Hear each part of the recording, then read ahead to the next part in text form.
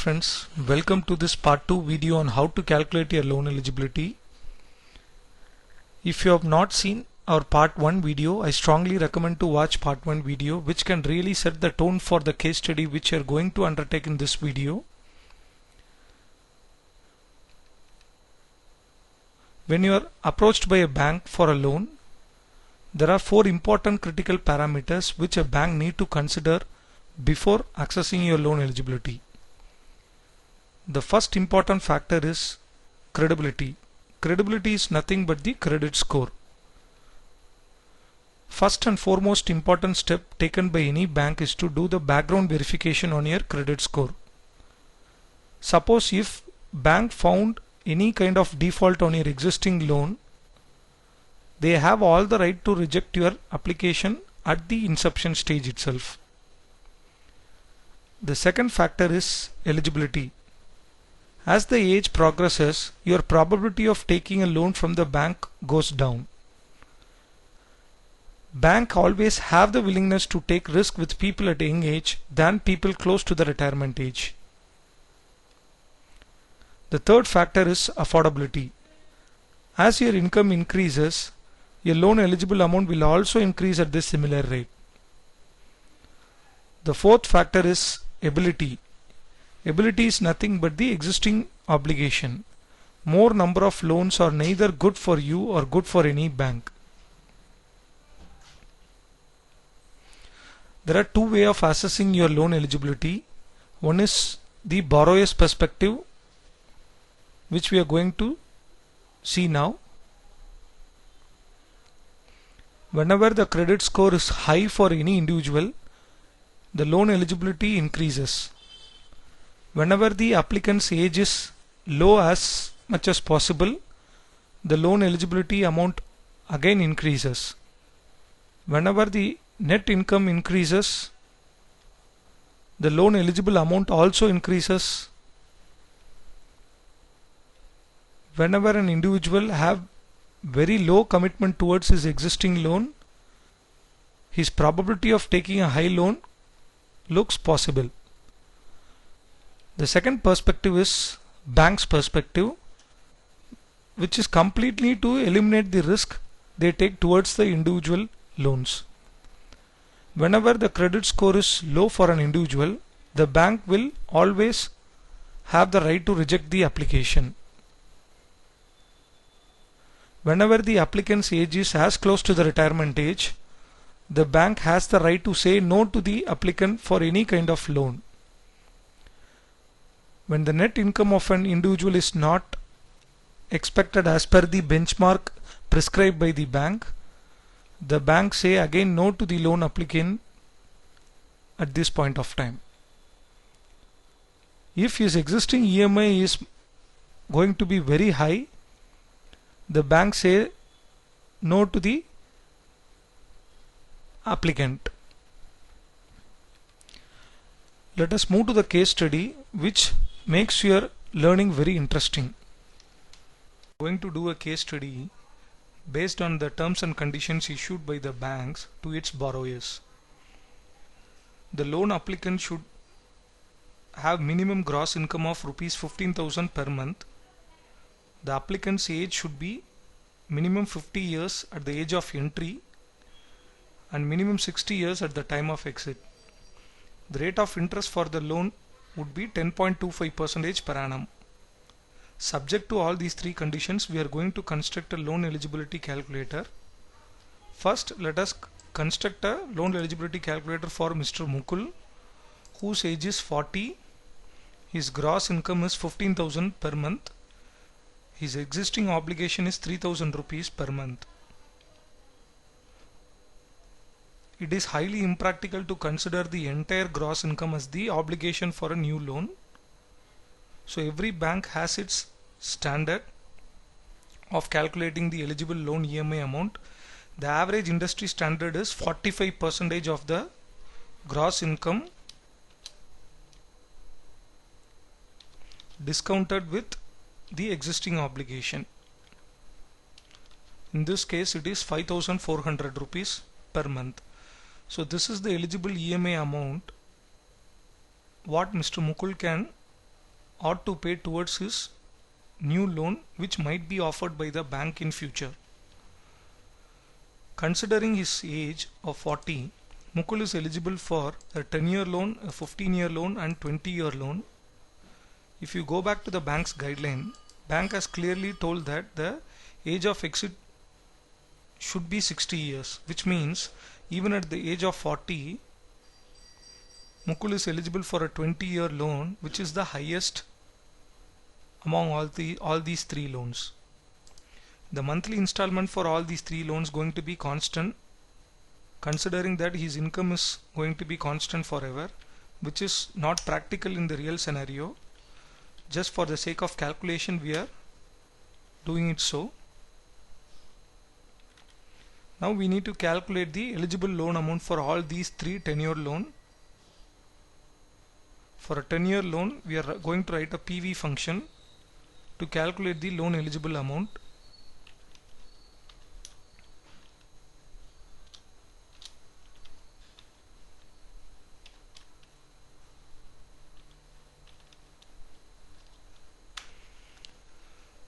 Now we have arrived at the loan eligible amount for a 10-year loan with the loan eligible EMI amount of rupees 5,400. To calculate the loan eligible amount for 15-year and 20-year 10-year loan, you have to just press Ctrl C on the calculated value and press Ctrl V on the cell where the calculation are about to be done. Now we have arrived at the loan eligibility amount for all these three 10-year loans. This is the static way of calculating the loan eligibility for Mr. Mukul. Now we are going to construct a dynamic calculator, because as the age progresses, Mukul will lose the opportunity of a high 10-year loan. Similarly, if his gross income is not matching as per the standard of bank, he may lose the opportunity of taking a loan. When he have more obligation, existing obligation, the eligible loan amount is going to be even less than this, which will affect the loan eligible amount. So we are going to construct a complete dynamic loan eligibility calculator. We are also going to construct a dynamic calculator using all three set of conditions issued by the bank to its borrower. Let us see the first set of condition and see how it is going to be used for us to construct the calculator. Your minimum gross income should be at least rupees 15,000 per month. To calculate the eligible loan EMI amount, I am going to write a if condition. If the gross income is going to be greater than or equal to 15,000, only then he will be eligible for this calculation. What is the calculation part for loan EMI amount? It is 45% of gross income discounted with the existing obligation. If this condition doesn't hold true, if his income is less than 15,000 rupees, he is going to be not eligible. So hence I am returning the value NE if this condition holds false. Now let us move to the second condition. The second condition says the maximum age of entry should be 50 years and the age of exit should be 60 years, which indirectly means the minimum tenure for the loan is 10 years and the maximum tenure for the loan is 20 years. Now I am going to link tenure with age, for which I am going to write a different set of if condition. If Mukul's age is going to be less than or equal to 50, he will be eligible for a 10-year loan, else he may not be eligible for a 10-year loan. If Mukul's age is going to be less than or equal to 45, he will be eligible for a 15-year loan, else he may not be eligible for a 15-year loan. And finally, if Mukul's age is going to be less than or equal to 40, he is eligible for a 20-year loan, else he is not eligible for a 20-year loan. Now we have linked tenure with age. We have completed two conditions as such in this calculator. Let us see how it works dynamically for you. If Mukul's age is 41, he loses the opportunity of taking a 20-year loan. If Mukul's age is 46, he loses the opportunity of taking a 15-year loan. If Mukul's age is 51, he loses the opportunity of taking even a 10-year loan. So now we have linked age with tenure. Let us see how the income is linked to the eligible loan EMI amount. If his income is going to be 15,000 rupees per month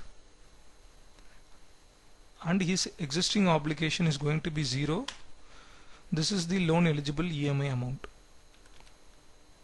If his gross income is going to be less than 15,000 rupees, he is not eligible for a loan EMI amount at all. In this case, the rest of the calculation is not required at all. I hope you would have understand all these two conditions before moving to the third level of calculation. Now let us go back to the old assumptions. Connecting the monthly installment column with the eligible loan EMI amount. I am going to write an if function. If eligible loan EMI amount is going to be equal to NE, this condition should return NA as the monthly installment value. If this condition fails, it should return the actual value which is reflecting over here, and close the parenthesis. Instead of writing the similar function separately for rest of the two rows, what we can do is just fix this value as a constant in these functions so that you can click and drag across these two cells to capture the same formula. To keep this value constant in this function, all you need to do is just place the cursor over here, press F4. Similarly, you do it for this value too, and just press enter. Now you can just click on the cell and drag across all the cell where you need to capture the similar function. In all these functions, this value remains constant.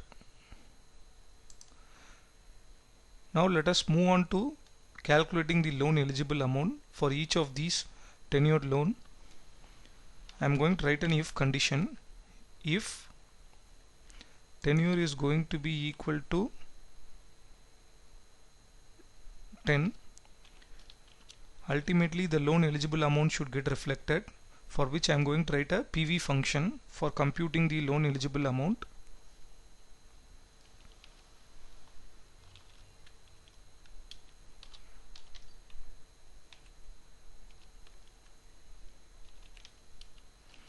If this condition doesn't hold true, it should return not applicable.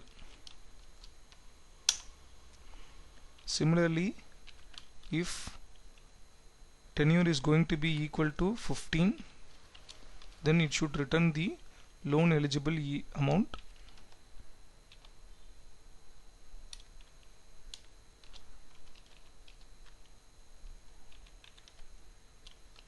Else it should return NA.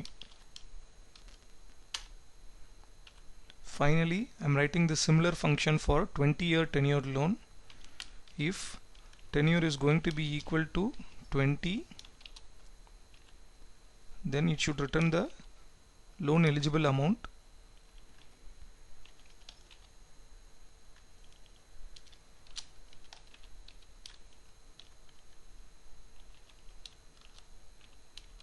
Else it should return NA.